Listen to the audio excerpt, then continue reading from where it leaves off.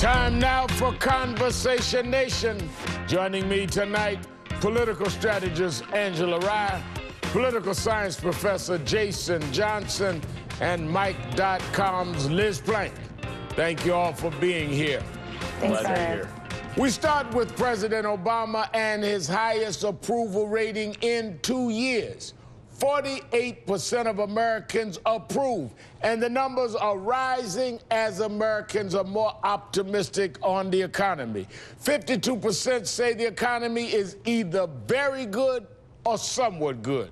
From the start, President Obama has pushed the middle class. He talked about it with Hardball's Chris Matthews. Chris, think about it. I've spent the last 6.5 years yanking this economy out of the worst recession since the Great Depression.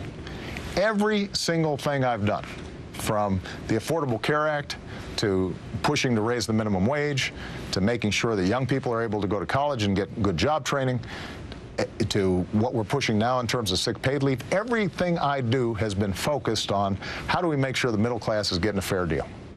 The full interview with the president airs in a few minutes on Hardball with Chris Matthews at 7 p.m. Eastern Time. So, Angela, there's a lot of Republican haters, but we've come a long way. We've come an extremely long way, and Rev, it's probably time for some GOP congratulators. If they looked at the facts say that, of course, there's been well over 60 months of private sector job growth. That is all due to this administration and the plans they've put in place. Everything from public-private partnerships to ensuring that people all over this country, regardless of economic status, have opportunity. He's also put forth proposals that they haven't even taken a second look at, including ensuring that people that go to community colleges are really getting trained for jobs. That's something that they need to look at if they want to sustain this type of job growth and this type of economic strength long term. Jason, when the president took office, we had an administration that then, when he took office, had just lost 800,000 jobs. Right. This president has added jobs every month since he's been in office. But I won't hold my breath waiting on all of the right wing to congratulate him. No, of course not. And look, not only is he having some of the best approval ratings of the last 2 years, he's got better approval ratings than George Bush. He has about the same approval ratings as Ronald Reagan had at the same time. It has to do with the economy. So I have no idea why he's pushing this current trade bill, which might ruin everything he's accomplished. I think the president needs to keep going in the same direction and be careful about possibly selling out the American worker. Wow. I'm going to get there, Liz.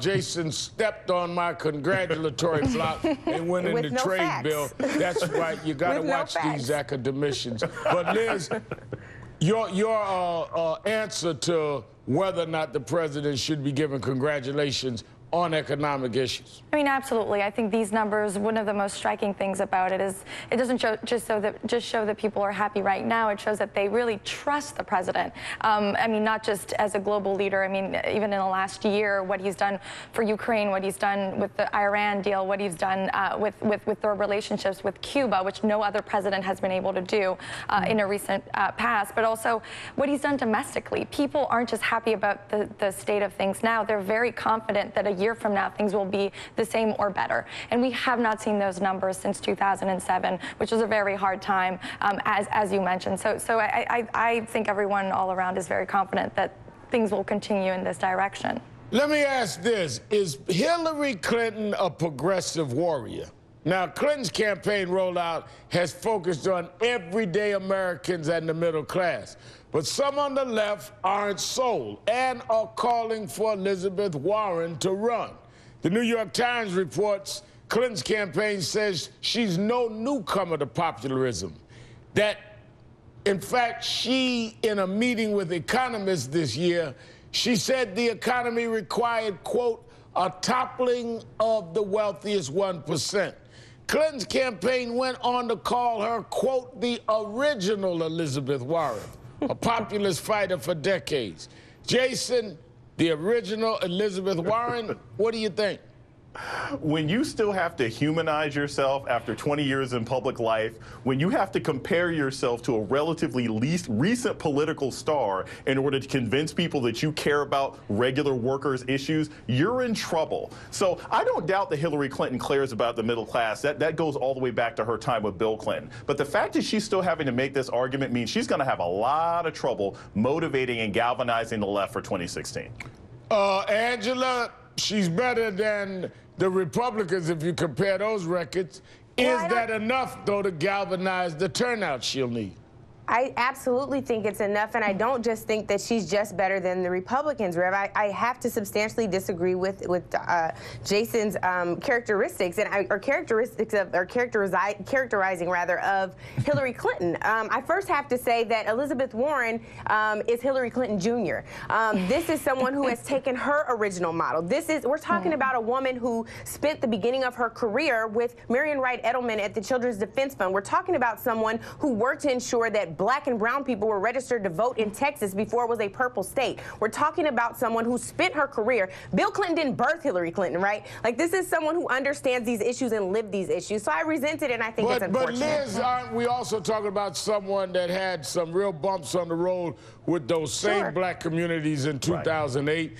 And that had supported some trade agreements and other things that were disagreeable to the left. And we cannot be naive that there are not pockets in those places in the base that she's going to have to deal with. Absolutely. And I think, look, so far in her campaign, she's done a very good job of handling those issues, and she's aware of all of these things. She's hired very good campaign managers to ensure that she responds to all those lingering questions about her campaign in 2008. But at the same time, you know, Hillary is a total OP. Like, she was an original populist. Like, people back in the Clinton years actually criticized her for being such, you know, so to the left, such a progressive. So it's sort of interesting that we're, comparing her to Elizabeth Warren, which I have to agree with Angela, I think is a little bit weird. Maybe it's because they're both women. I don't know. But look, if you look at the policies. Well, her campaign is the one that said it. Yeah, that's true. I've got to take a break here. One thing we've learned is I don't expect President Obama or Mrs. Clinton to be at Jason's birthday party. Everyone stay with me. When we come back, Jon Stewart announces when his last show will be. Get out the tissues. Next.